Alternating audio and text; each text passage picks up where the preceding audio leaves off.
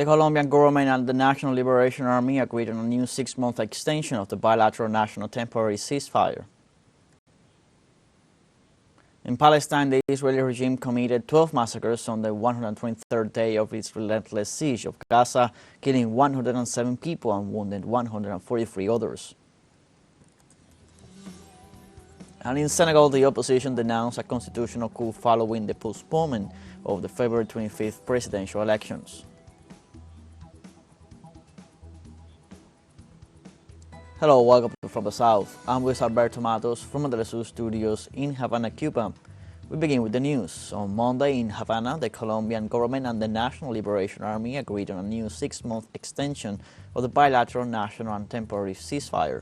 The peace delegation of Gustavo Petro's government confirmed the news in a message published on social media. They detailed that the bilateral ceasefire will be extended for 180 more days. The announcement was made minutes after the end of the current ceasefire that was agreed for a 6-month and was extended later for 7 more days the previous week. These peace talks between both parties began in Caracas in November 2022 at the request of President Gustavo Petro, who launched a total peace plan with insurgent groups and criminal organizations.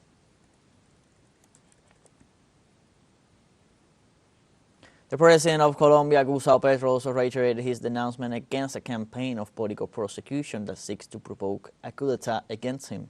The President called on the population to mobilize in support of him and in rejection of what he described as the mafia takeover of the public prosecutor's office. Petro accused the General Prosecutor Francisco Barbosa of putting this institution at the service of conservative interests to hunt people close to the government under an institutional cloak. Also recalled that the Constitution prohibits the office from investigating the President, while reiterating his condemnation of the raid on the headquarters of the Colombian Federation of Educators to look for alleged irregularities in the financing of his electoral campaign. In Venezuela, several social and political organizations installed a cycle of debates and national consultation for the elaboration of the timetable to open the way to the presidential elections of 2024. The President of the National Assembly, Congressman Jorge Rodriguez, reaffirmed that this year 2024 presidential elections will be held in Venezuela after the National Electoral Council convenes the voting date. Rodriguez highlighted that the consultation will allow all sectors of the country to exchange opinions and positions that will be integrated to a proposal for an electoral calendar. The head of the parliament emphasized that the proposal strengthens democracy and that the candidates will set a position to build a roadmap that will serve as a suggestion to the electoral power.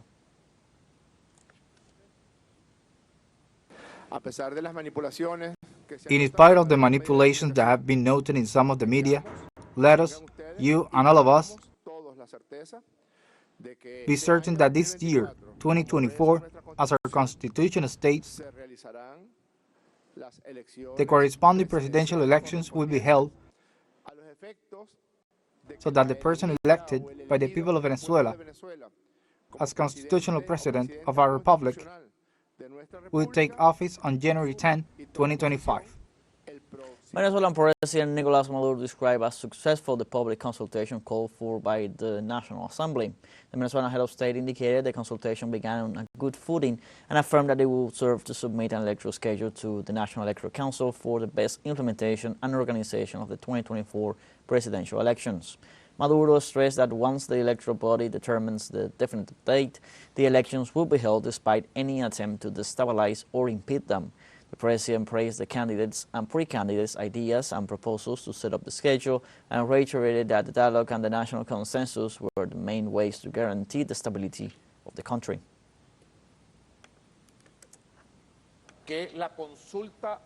The national public consultation called for by the Assembly on Monday, Tuesday and Wednesday was a complete success on Monday. It got off to a good start with the participation of the vast majority of the presidential pre-candidates.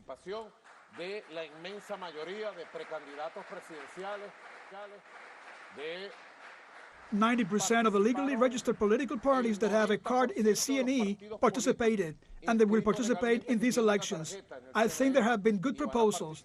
The participating presidential candidates and pre-candidates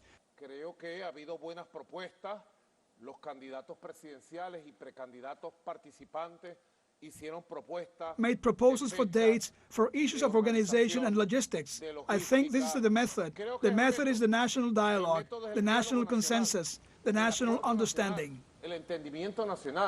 The president of Venezuela, Nicolás Maduro, affirmed that the presidential elections will be held in the country this year, 2024, despite any difficulties.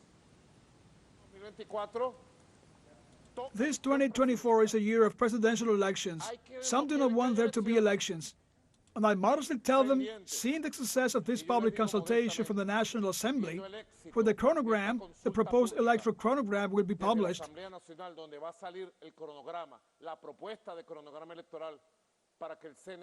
So that the CNE may definitely decide the date of the chronogram and the date of the elections. I say it modestly, from my heart and with all the strength and power that the people can give me. In 2024, come hell or high water, there will be presidential elections as required by the Constitution.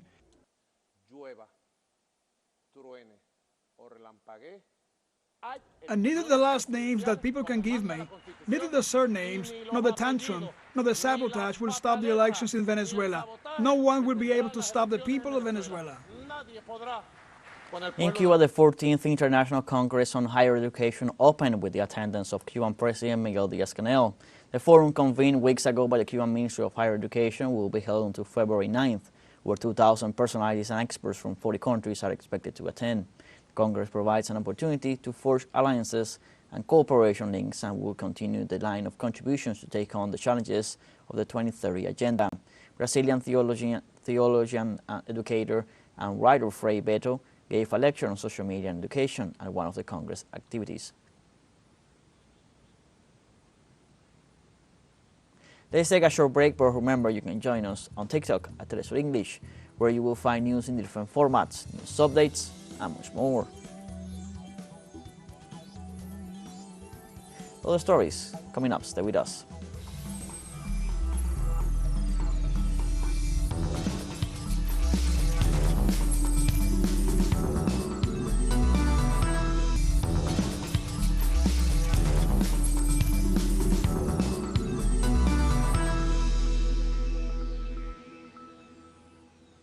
Welcome back from the south. In Haiti, one of the victims of the first displacement that the country is experiencing due to the violence of the paramilitary groups tells us about her experience during these 6 months. Let's listen. Over 6 months ago, criminals forced us from our homes in Cafufe. It is not easy for me being elderly and sleeping right here. I have not eaten anything today. We have no one to visit or help us. We don't have soap or anything we need. This is misery. Who can sleep like this? We want to eat, but what can you find? Maybe if you are lucky, a piece of bread. They burned our homes in our neighborhood in Cafufe. Look how we live now. I'm a grandmother. We have been like this for 6 months. Our children cannot even go to school. We have nothing. Uruguayan Workers Union rejects the visit to the country of Lara Richardson, head of the United States Southern Command. The union declared that they reject the visit of the general since she represents a country that is trying to dominate the world. They added that the real purpose of her visit is the interest in the fresh water that Uruguay shares in the Guarani aquifer, as well as the possibility of creating a military base in national territory. They also condemned Washington's support to Israel's genocidal military campaign in Gaza.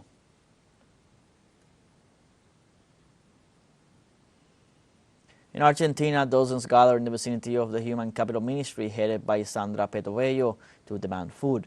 The line stretched for more than 20 blocks in the midst of social movement struggle with the government following the announcement of the suspension of the shipment of dry food in order to transfer money to soup kitchens. However, social organizations in charge denounced that the government did not send any money during the month of January. The protest is carried out simultaneously in office of the Secretariat of Childhood and Family all over the country. Likewise, the church warned about the food crisis in a harsh statement.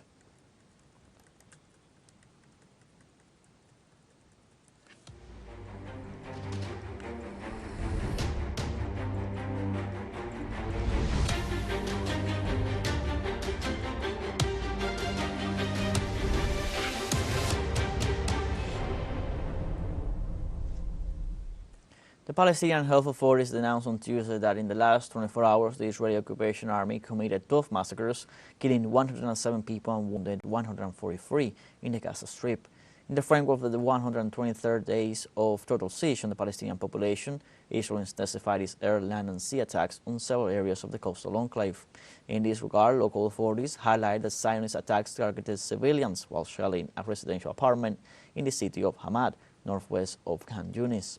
It is worth to highlight that since last October 7th, the occupation army has killed 27,968 Palestinians and wounded more than 66,000 in the Gaza Strip, while thousands of victims remain on the rubble.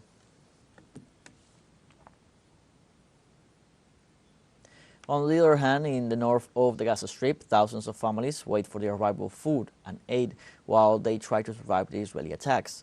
In this regard, locals denounced that members of the forces of the occupation army continue shooting daily against those who are looking for food. According to the UN Office for the Coordination of Humanitarian Affairs, the Israeli authorities denied access to the north of the Gaza Strip to 34 humanitarian missions in January, which constitutes 55.7% of the 61 that were organized. In the north of the Gaza Strip, the damage left by the Israeli forces is uncountable. All that remains is scorched earth. An exclusive material of our collaborator Mohamed Al-Saife shows better what happened in the Tawan area. Nobody has come here for more than 90 days. That is to say, since the beginning of the war, nobody has come back here. People started to come here 2 days ago. People are trying to return to their houses and homes, to their land. The area is, as you are seeing it, pure destruction and rubble. There is nothing left. There are no trees. There are no animals. They have no compassion for people, the trees or the animals. It is something that cannot be described. God willing, we will return. We will return. We will make tents. On the rubble, we will raise tents to live. Where there is partial destruction, we will live in spite of the destruction. Where else will we go? We will go neither to Sanaya nor Nekab.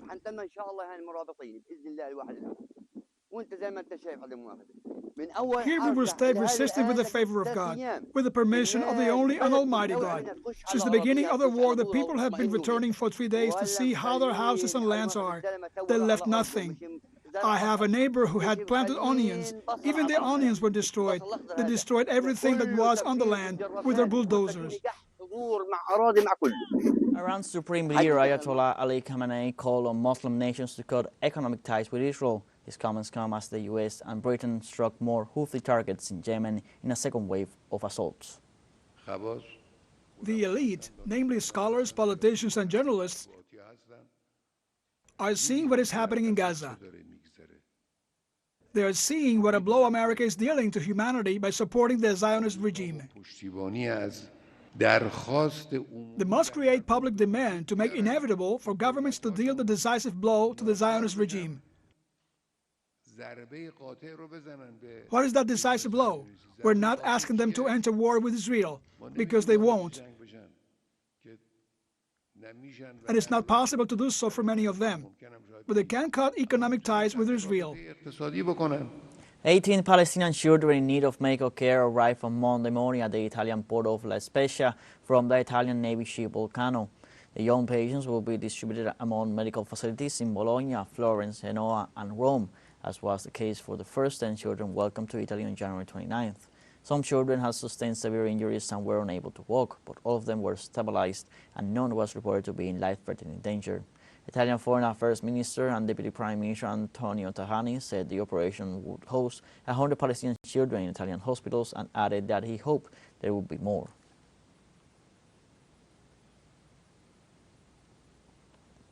In Syria, at least 6 mercenaries from Syria's opposition democratic forces were killed after a confirmed attack by the Iraqi Islamic resistance in response to recent attacks by the United States. According to sources, the casualties suffered by the U.S.-backed militia occurred in Al Omar oil field in northeastern province of Deir ez-Zor, whose facilities are occupied and used by Pentagon forces. The attack was carried out with drones in response to the recent attacks by the United States Army fighter bombers against points of the Syrian army and its allies. At least 15 Washington military bases are illegally in Syrian territory and have been denounced by the government of Damascus for generating death, destruction in infrastructures, and encouraging terrorist acts in the territory.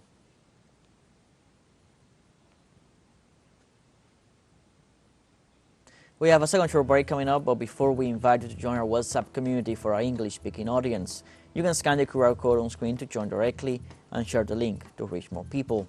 Constant news coverage of Latin America and the Caribbean as well as the rest of the world. Stay connected and informed with TeleSUR. Found short break, don't go away.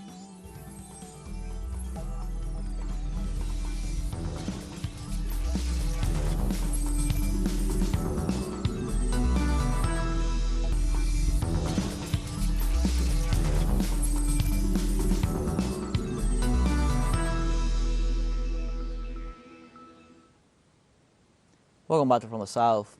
On Tuesday in Senegal, the opposition called as a constitutional coup the postponement of a presidential election scheduled for February 25th. In the meantime, Senegal's parliament voted to postpone presidential elections to December 15th after opposition lawmakers were forcibly ejected from the chamber as they debated President Macky Sall's decision to delay the polls. For his part, Sall announced on Saturday the postponement of the elections scheduled for late February, triggering protests in the West African nation. In this context, parliamentary backing came on Monday when 105 deputies of the 165-seat assembly voted in favor of the measure, which delays elections until December and keeps Sall in office until his successor is appointed. It should be noted that the president, who has served the maximum 2 terms, was due to leave office on April 2nd. In this sense, despite Sall said he has no plans to extend his term, protesters are skeptical.